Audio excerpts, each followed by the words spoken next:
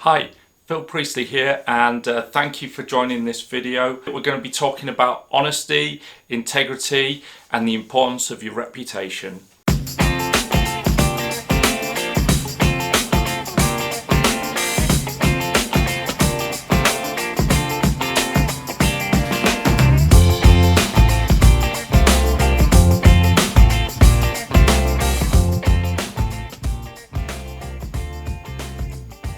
Okay, so we're going to be talking about reputation, and we're going to be talking a little bit about branding.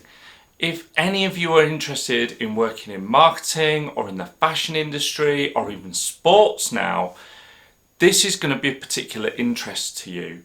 But as interesting as it is, you might be thinking, what do you want to talk about that for? So you might be watching this with a full class of people, or you might be watching this alone. Either way, you can participate in this video, and I really want you to take part. In a moment, I'm going to ask you to pause the video for 5 minutes, set a timer, and then I want you to discuss. I'm going to ask you to pause the video for 5 minutes, set a timer, and then I want you to decide what your top 5 brands are. But I want you to write down the most impressive brands, the strongest and most exciting brands that you can think of. The ones that if I said you were getting a free shopping spree and it was with them, you'd be all in and super hyped about it. Okay, so you do your list, I'm going to do mine. There's no right or wrong with this. We all have tastes, and there are so many brands out there trying to get us to spend our money with them. So pause the video for exactly 5 minutes now.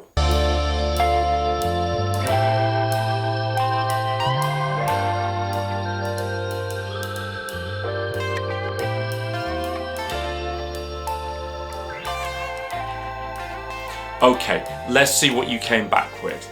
Hopefully you've got 5 brands each written down on your page, and let's be honest, some of you will have the same answers. A few of you might even have exactly the same 5. I don't need to know them 1 to 5 in order of, preferences. Just have 5. Here's mine.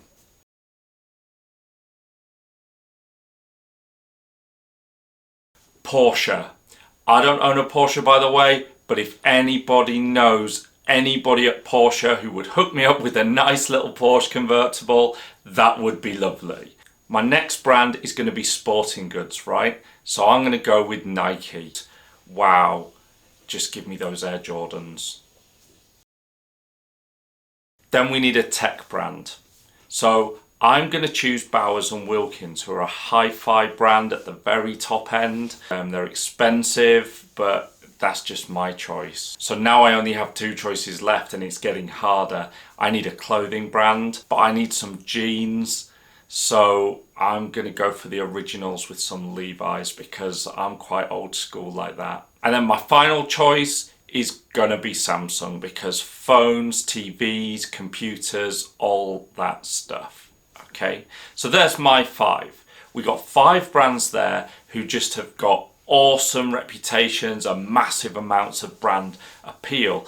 You buy something from any of those guys and you don't just get a product, you get an experience. The purchase, the packaging, the unboxing, the whole thing. This is the power that branding and marketing has on us and our brains.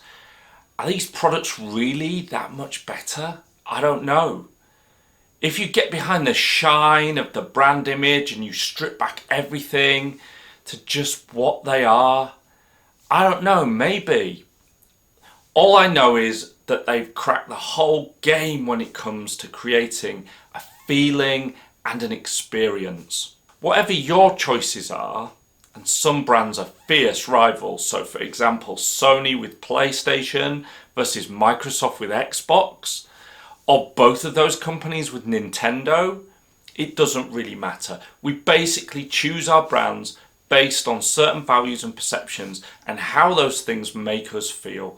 I think you've probably chosen different brands to me, but you've chosen them for similar reasons. Now think about your brand.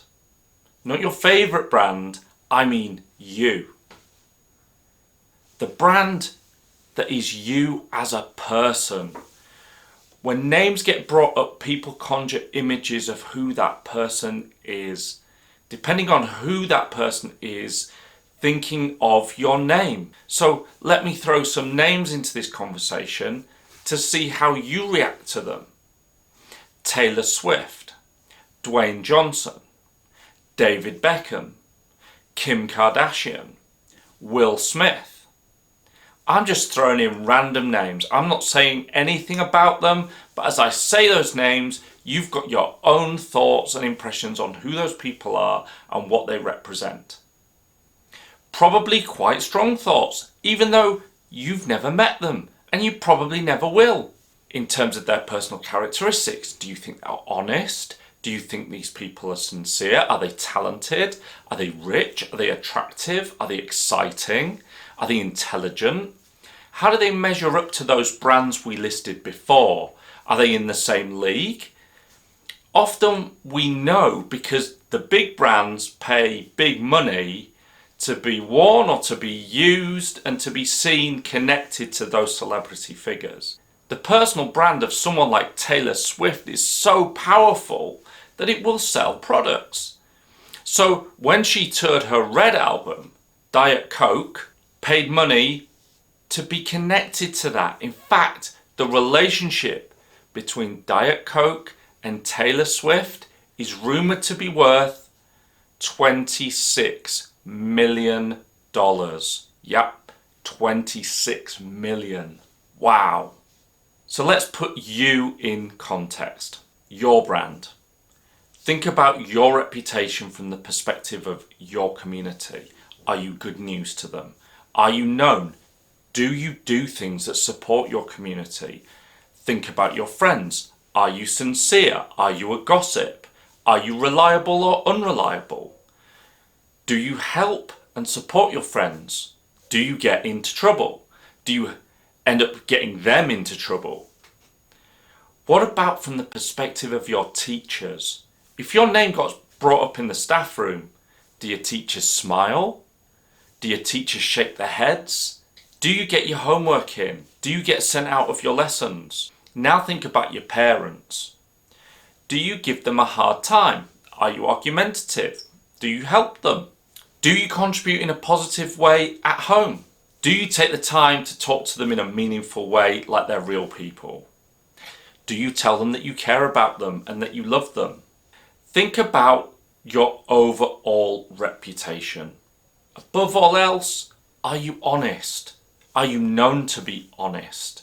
And can people trust you? Strong brands pay millions to protect their image.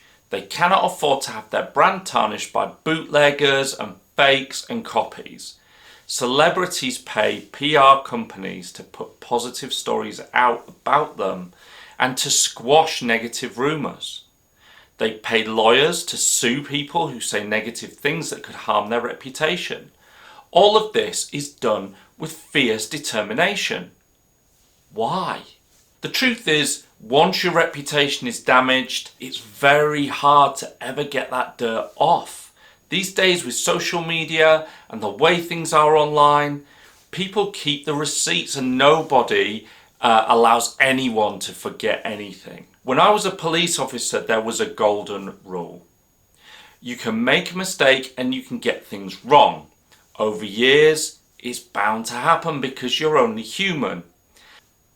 This being said, you might get in trouble for it, you might get a sanction, a penalty, but you probably will not lose your job unless, and this is the really important part, unless it involves dishonesty. Once your integrity has gone, that measure of honesty, nobody can believe you when your integrity is gone. Once your integrity is gone, it's gone. Nobody can believe in you anymore. You did two things wrong. Whatever mistake you made, and then you lied about it. The dishonesty, believe it or not, is far more damaging to you and your brand than anything else.